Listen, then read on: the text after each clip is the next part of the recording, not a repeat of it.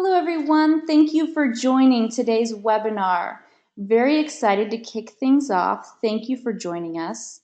Today we are going to discuss how to perform a search engine marketing audit.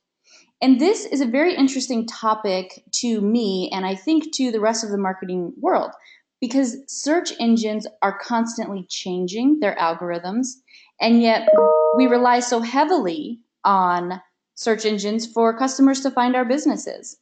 And so I've asked Derek Mabie to join us and talk to us about how to perform this type of audit to truly uncover your target market. So Derek is the founder and president of Evolve Digital Labs.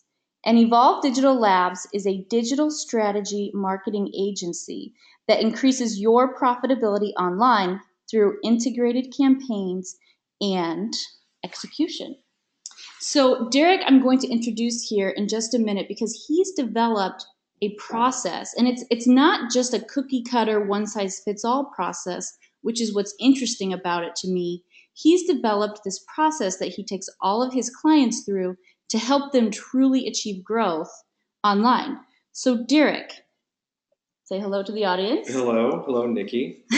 So Derek, can you talk to us about a few reasons why you might perform a search engine audit in the first place? Yeah, absolutely. Happy to do that. But thanks so much, Nikki, for putting this webinar together and asking me to talk about this. We definitely are proud of the stuff that we're doing at Evolve with auditing search engines and websites. So happy to jump in.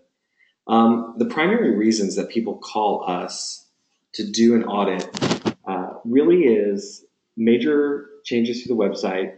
Maybe they're going through a rebrand. Maybe they've had some meaningful updates to their products.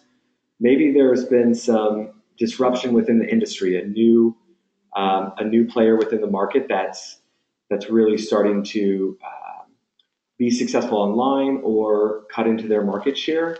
And so they're seeing those reduced sales, they're seeing higher cost per acquisition numbers, they're maybe not hitting some of these goals, and they come in and they want to try to get a new baseline, a level set of what are they doing right, what are they doing wrong, what are the opportunities that exist. Okay, so you normally get called in when somebody thought they had it figured out, right? And then all of a sudden it wasn't working anymore. There definitely is tons of that. There's definitely tons of real different depth search engine marketing and job websites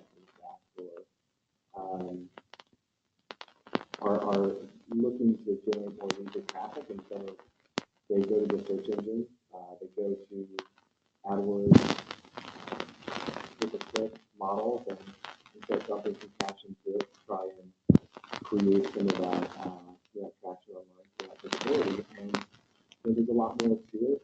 Like you mentioned, there's definitely changes that are constantly happening, but I think additionally it just becomes more challenging as you have more responsibility as a marketer. And so our audit is designed to help make it as simple as possible to know where to focus your efforts and know where opportunity exists. Okay, and so one of the things that you shared with me prior to jumping on the call today was a set of questions that you lead your clients through prior to even conducting an audit. So let's go over those questions because Sure. I think that would be helpful. Yeah, it's really important for us to understand what sort of knowledge and data is available to us from these clients, and whether that's how well do they know their business's online opportunity, or what sort of return on investment are you looking to get? How does that shape your overall investment strategy? What are different ways to segment your market? How are you segmenting your customer base or your target audience? And what are the real threats that exist in the market? What are the things that leadership, our product, our sales team members are talking about in terms of threats or concerns? And what's the plan, or what have you been doing to increase that or maximize that search visibility? And are you doing any of these things with a level of success, like driving conversions or hitting those different marketing goals, KPIs? Now, do you find that most of your clients know the answers to these questions? Because when I look at them, I mean, I can certainly say these are hard to answer. Yeah, I think that's when the different clients that we work with really know that they're in trouble, because we start asking these business questions and they're like, hey, we thought you were going to talk to us about keywords and rankings. But in order to really understand and play the search engine marketing game correctly, you have to be able to start to evaluate your traffic in a meaningful way. And we think that starts with knowing the value of a visitor, knowing the value of a conversion, having these revenue metrics as a part of your marketing strategy and your investment strategy. So we definitely have to get other people within the organization involved. And I would say that probably is one of the most difficult challenges to providing a good audit is convincing people and championing the marketing professionals that we work with to go into the finance department, to go into operations. It's always a welcome treat when we get clients in that there's unity in their vision and they already know some of the answers to this question, or they know specifically where to go to get the answers to the questions. But yeah, it's definitely a challenge and a bit of a shock to the folks that we're working with to do the SEM audit, because we're asking a little bit bigger picture questions, and we're trying to get what I think most people inside of organizations feel like is private information, financial information, what customers are worth, things like that. So it makes for an interesting onboarding process and a challenging first couple of weeks of the audit. But we've learned a lot of different ways to help support our clients and going across to different business units and getting other team members involved, because it's critical. And whether it's critical for answering these questions or critical for getting the resources necessary to be successful, you have to be able to get the answers to these questions at some point in time. And when you say that, I think the one thing that's so important to key in on here, and you say this here on this slide, and I think that it's important to pause, because it's not just that your marketing needs an audit. It's not just your keywords and your bids, like you just said. People think you're going to come in and talk about bids.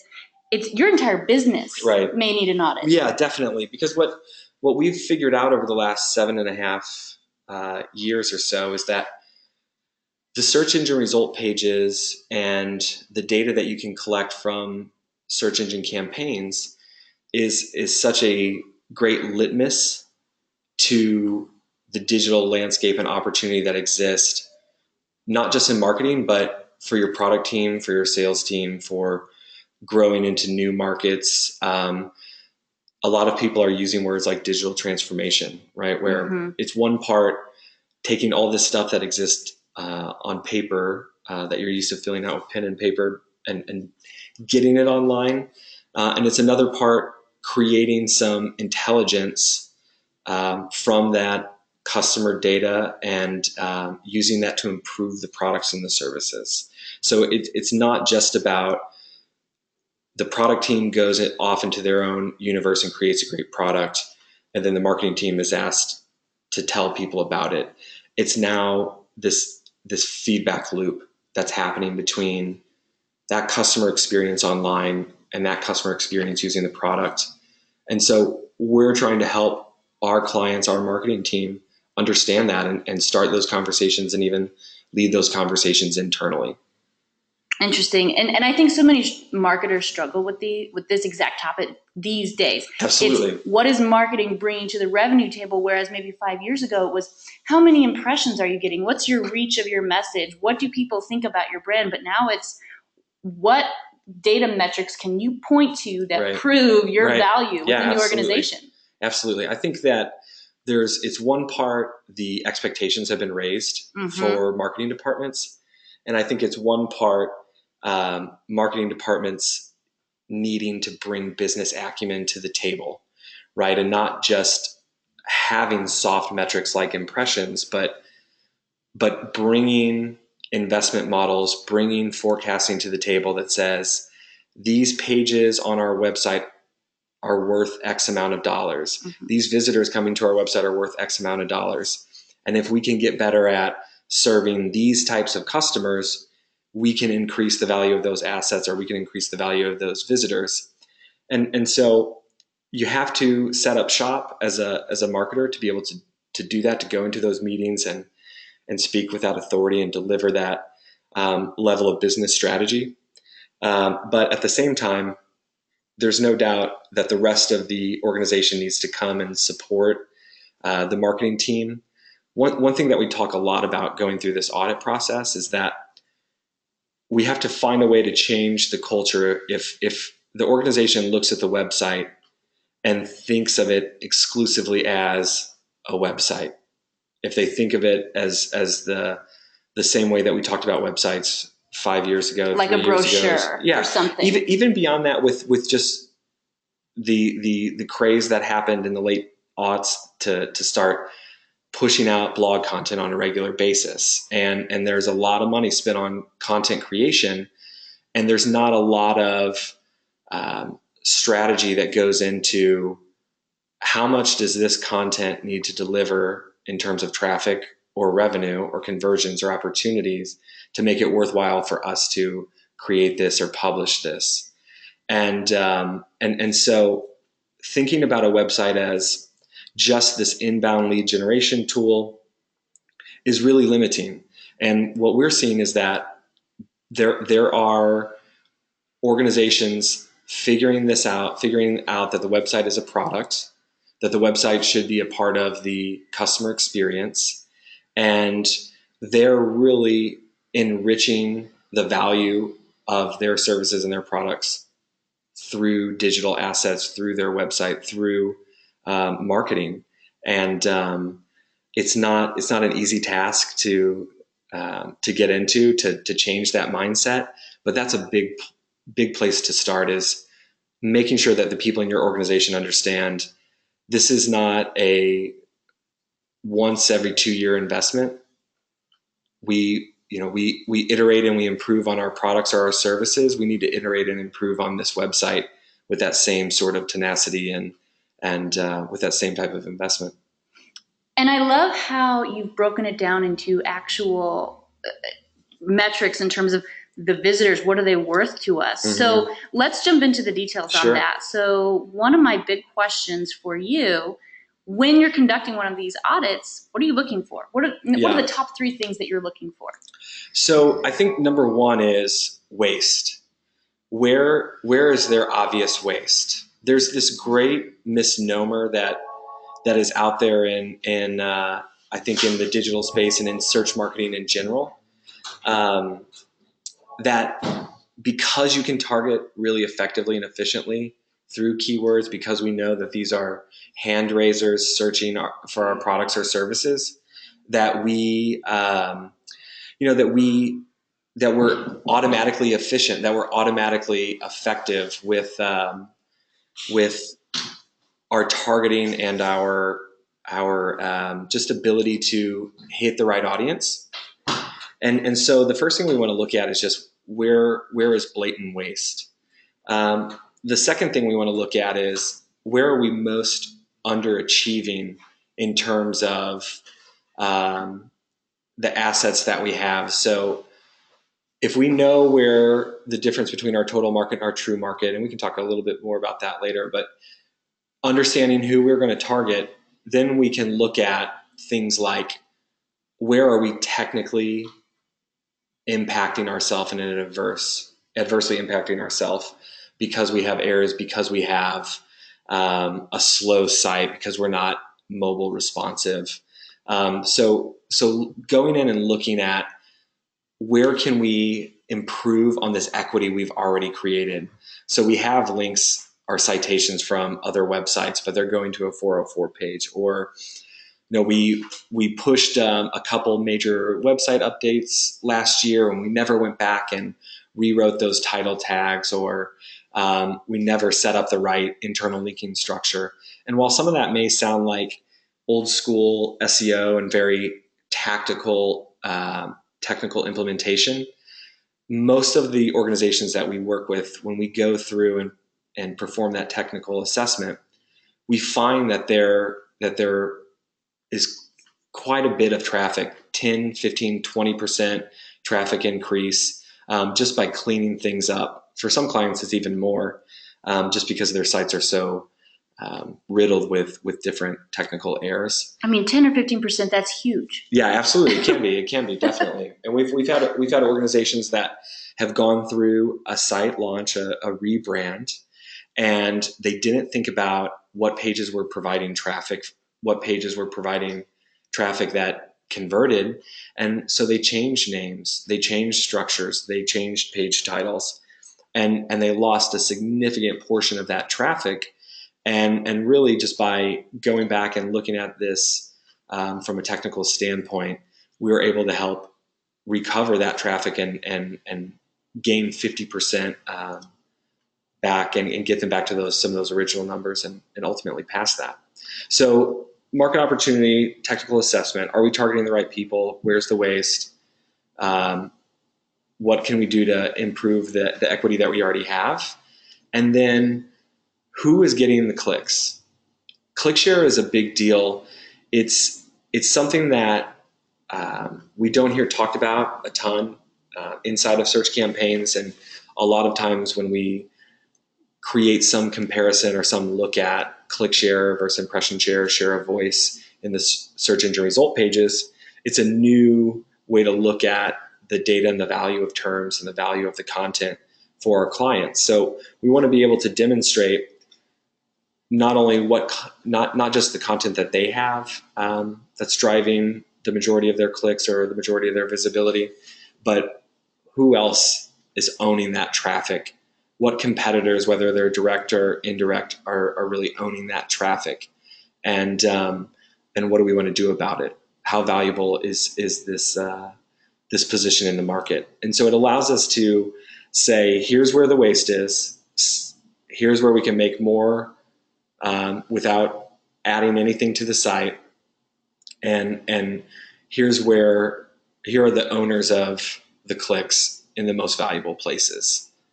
And that gives us a pretty good idea of what some of those next steps need to be. So we're looking at some metrics on the screen here. We've got our impression share and a number of impressions and click-through rate. I think a lot of people are familiar with maybe what that means, but I'm curious, what is a good click-through rate based on your experience? Yeah, that's a good question. It's something we get asked quite often.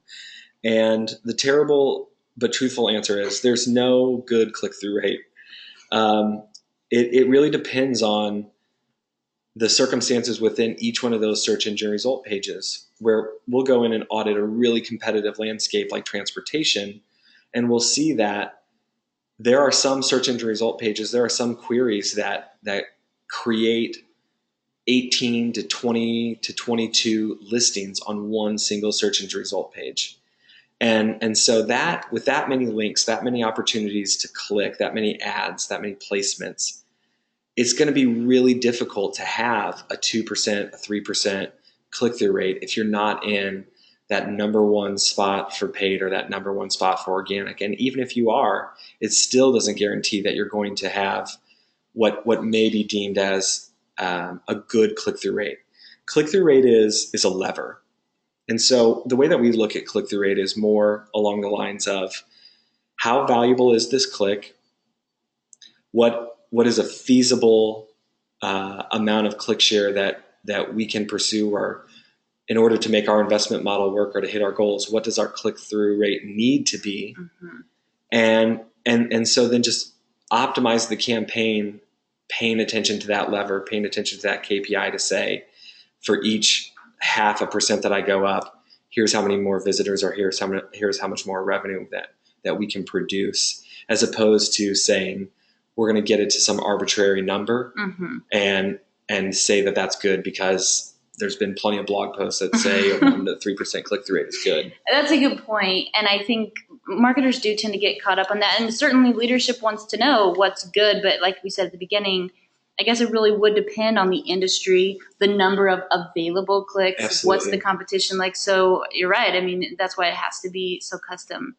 So for the people that you've done this, for which you have performed this process, right, the search engine marketing audit, I'd like to understand what are some of the threats that you've potentially helped your clients uncover. Yeah, that's in some ways I think our favorite part, because maybe it's what makes us feel the smartest at forecasting what's going to happen, or finding trends that the clients haven't necessarily uncovered themselves.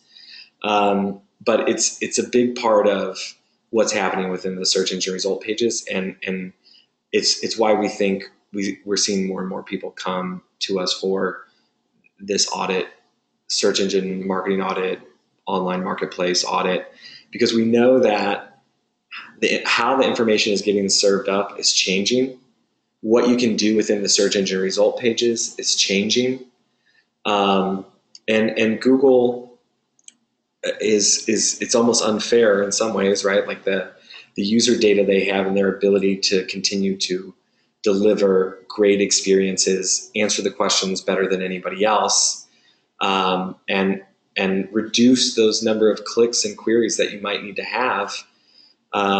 We're seeing things like this Google Flights, where here you have a query that traditionally we wouldn't see an ad for this query, but Google's presenting this marketplace, and what you'll notice if you go through this experience, the marketplace isn't just selling clicks.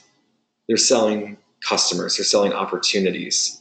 So their ability to then take more out of the marketplace and influence not just what people are willing to pay for a customer, but influence what the customers do, puts real challenges on some of these brands, and they have to be able to respond accordingly. And that's not an easy thing to do, because Google's looking at this virtually infinite amount of data, and they're able to plan and deploy and execute things like this Google Flight, or I think we have another example of the medical information knowledge graphs.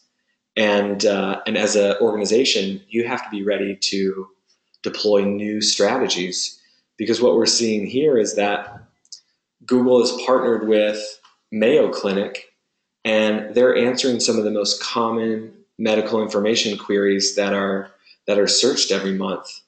And our data tells us that when Google is dropping something like this medical information knowledge graph, they're cannibalizing around 50% of the click-through rate. So 50% of those clicks that used to go to the WebMDs of the world are now going to this knowledge graph. And what we ultimately see and believe will continue to happen in greater numbers is the consumer moves on to that next query. And coincidentally or not, when they move on to that next query, a lot of times there are paid ads, or there are YouTube videos, or there is a map to get the customer direct to that brick and mortar. So some of the biggest threats that we've uncovered in terms of search engine success and online marketing success have really come from the platforms themselves.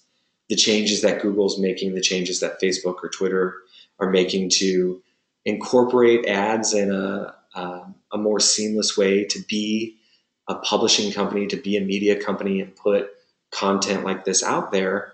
And for most businesses, even if you are a Fortune 500 business, it's hard to build that assembly line for content production and for publishing.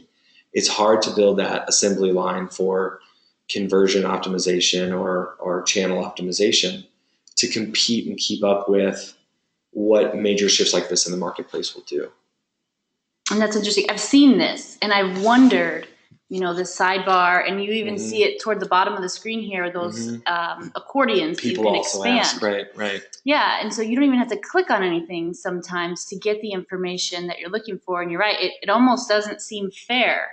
always having to keep up with all of these changes that are always hurting performance. It is tough. It definitely is tough. And these are some of the reasons why we feel so adamant about keeping the conversation to fundamental business KPIs and talking about things in terms of revenue and revenue opportunity and value per visitors and value per conversions, because it makes the choices of what to do next a little bit easier when there are so many things that you could do. And it distracts you. And that's kind of where we get into the next topic. And that has to do with uncovering your true market.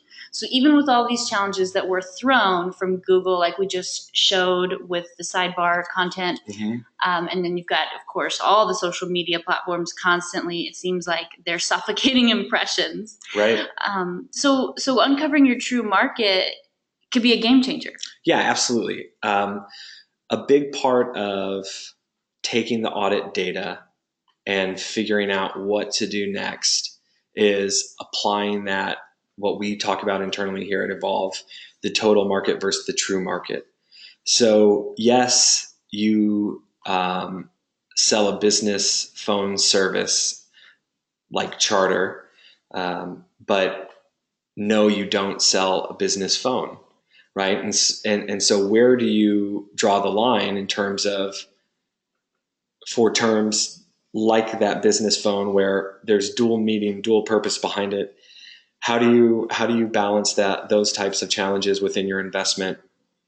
How do you figure out what's driving ROI?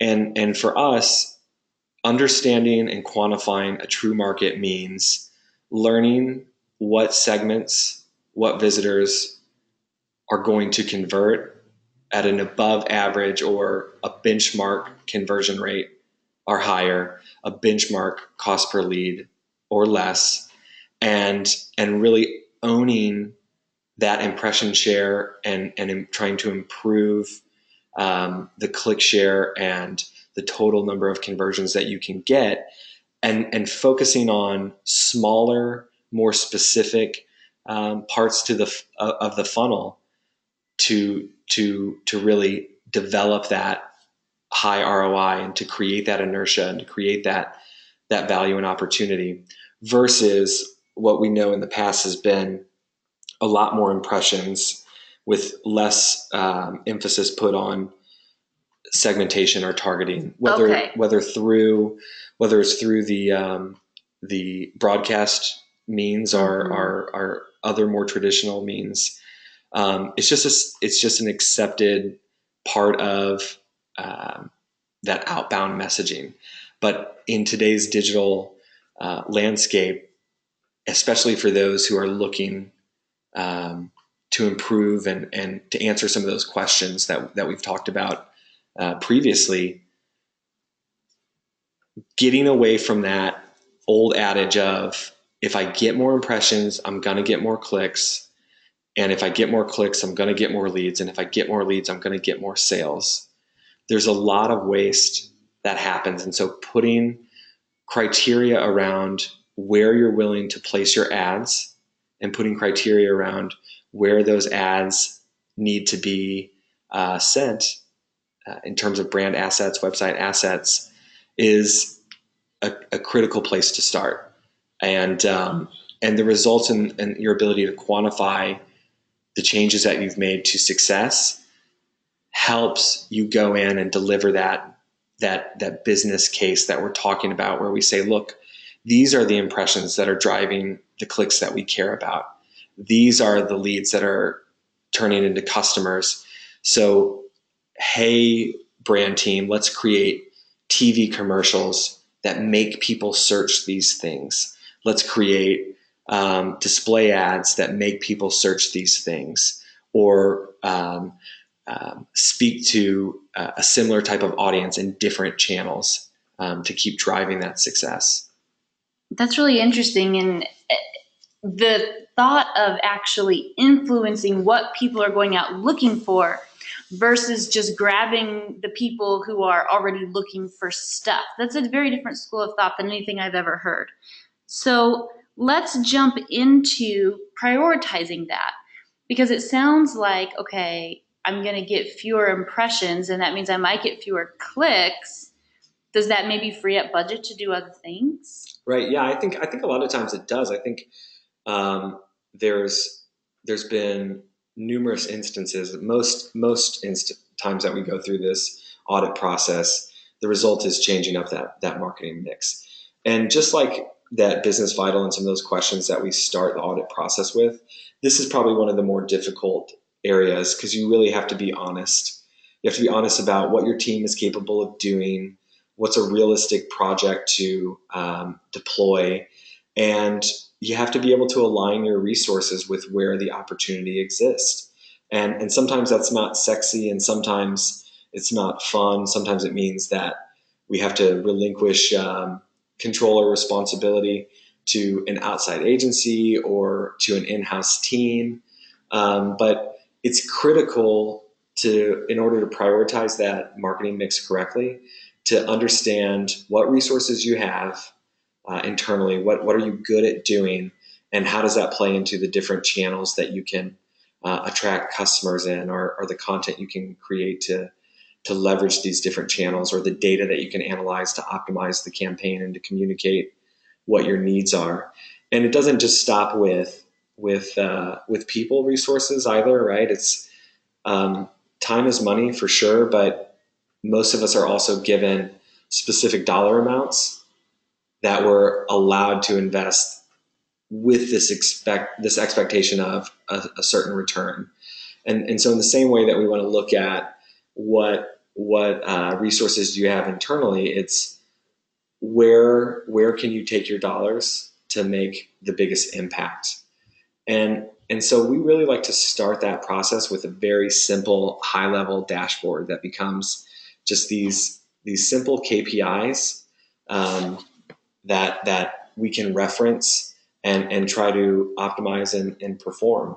So a lot of times we'll go through that process of throughout the audit of understanding what the skill sets are in the organization, understanding what the expectation for ROI is, where the business needs to find new customers, and we'll just build out those performance metrics based on what we learned in the audit and what our expectation for the brand or for the certain segment is.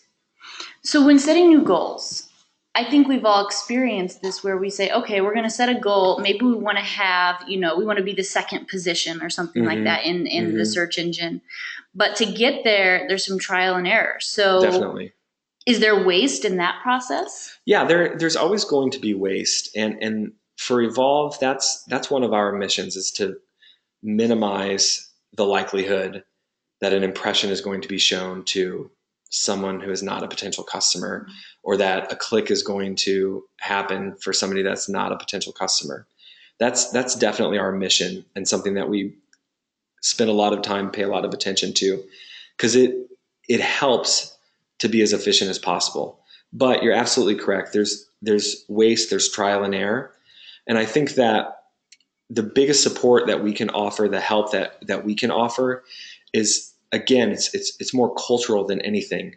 It's working with our clients to create this environment within marketing and within the organization to say, these are our goals, we're going to go for them, and we're going to accept that there's going to be mistakes and failure along the way, but we're not going to focus on the things that we did wrong, or it's not the marketing departments or the search managers KPIs to own by themselves. It's the organization's KPIs to own. And so focusing the attention on how are we going to get to the goal. So if we need 100 more visitors a week to hit our goal, how are we going to go get those 100 visitors? Where can we go to increase the click-through rate? Where can we divest some of our wasteful dollars? Those are really important decisions to make. And if the culture doesn't support a free, transparent conversation around where waste has happened and where mistakes have been made, then often those mistakes continue to be made and they get swept under the rug, and people focus on the 10% of clicks that deliver 80% of the conversion. Mm-hmm. And that's understandable because we're trying to champion victories, but real growth from our vantage point, real growth comes from eliminating waste just as much as it comes from finding success in keywords or clicks. So your tagline makes a lot of sense to me right now, seek the truth, because it's like you're saying you can't just sweep these things under the rug and pretend they don't exist. Right. Acknowledge them, measure them, and continually improve them. Absolutely. It's a huge turning point for an organization when the marketing department can feel comfortable enough to visualize and to demonstrate where the errors and where the waste is occurring. Because a lot of times it's not just about what the ad said or where the ad was placed. It's about that experience. It's about how the product or the service stacks up within the industry. And so going back to the rest of the team to say, hey, if we can't start converting twice as effective as we are right now, we're not going to be able to stay in this auction-based model with pay-per-click in the search engines. So here are some things that we think can get us to that double down of conversion rate. Let's lower the price. Let's throw in these added services. Let's try some new geographies. Let's try some new messaging or packaging of the products and services. And those are the conversations that need to take place, because that experience, that offer, that connection needs to happen just as often as the in-channel optimizations, the changing of the bids, the targeting positions, the addition of negative keywords, all those things that good search managers are doing on a regular basis, or good campaign managers are doing on a regular basis. Those are important, but we need more than that to hit the goals. And I think that starts with transparency and a culture that supports learning and testing and failure and next steps. So let's jump into some next steps. If you are planning to get started with an audit of this kind, what's the first step? What do you do? I think the first step is to make sure you have a clear understanding of what information you want to try to walk away with, and what are the areas or the pain points that you're trying to understand or learn from. The second is, what data can we make available and what can we use to examine our customers' experience against what the market bears, what opportunities exist.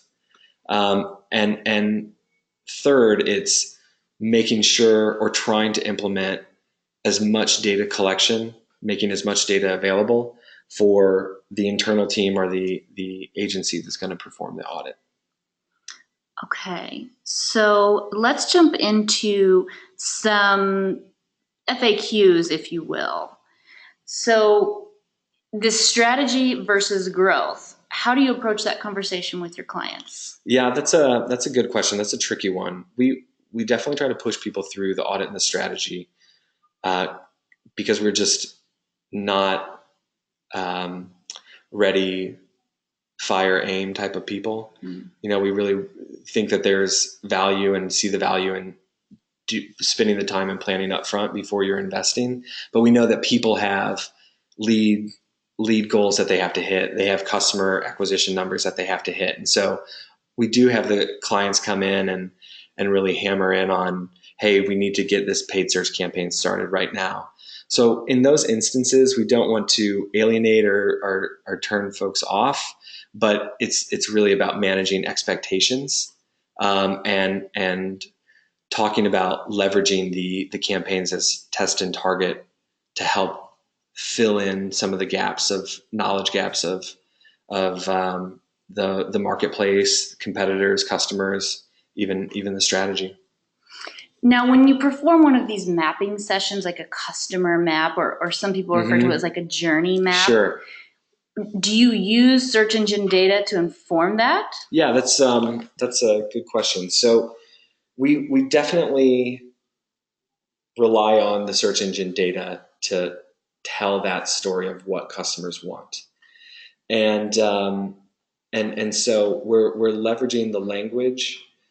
We talk about the keyword data as the search confessional, and getting things from consumers that they would never say in a focus group, that they would never say confessional. They would never say out loud to another human, but they're willing to type it into Google, and we get to be a little bit smarter because of it. So we are using that data. We are a jobs to be done, outcome driven organization. So we start with that outcome that the customer wants. We categorize data by the jobs that they're trying to get done and the steps that they take to get those jobs done. And the search data is just a great way to validate that process and that step. Okay, so I think that makes a lot of sense. I'd like to open it up to our audience for questions. So if you have a question, we've got about 4 minutes left here. Just type it into the chat box and we are happy to answer that for you. Okay, one of the questions that's been typed in to our chat box is, what happens if you go through this audit and then you perform the testing and learning essentially and it doesn't work? What then? Yeah, that's a great question, because it does happen. We work with a lot of new product launches and new brands, and they are definitely subject to that risk, that chance that going through this process and it doesn't work. And a lot of times what we figure out and have to move on to next is an adjustment of product offering and services that they're selling, and just how they're messaging and how they're attempting to sell and engage with customers. So it definitely happens. And again, that's why it's so important to set and manage those expectations up front, so that we can help weather those types of storms, because there will be more failures than successes for sure. And getting through those is a really important part of digital growth and the marketing department's growth. I feel like you have to take an entrepreneurial spirit to this kind of thing. Yeah, I think that's a good point. I think different than previous advertising mediums, there's a lot of inertia or momentum that's required for success, and you have to be diligent and disciplined, and look at each one of these pages like an asset. Look at each one of these listings in a search engine result page like a place on the shelf. And so how many places on the shelf can you possibly get? Where's the most valuable shelf space?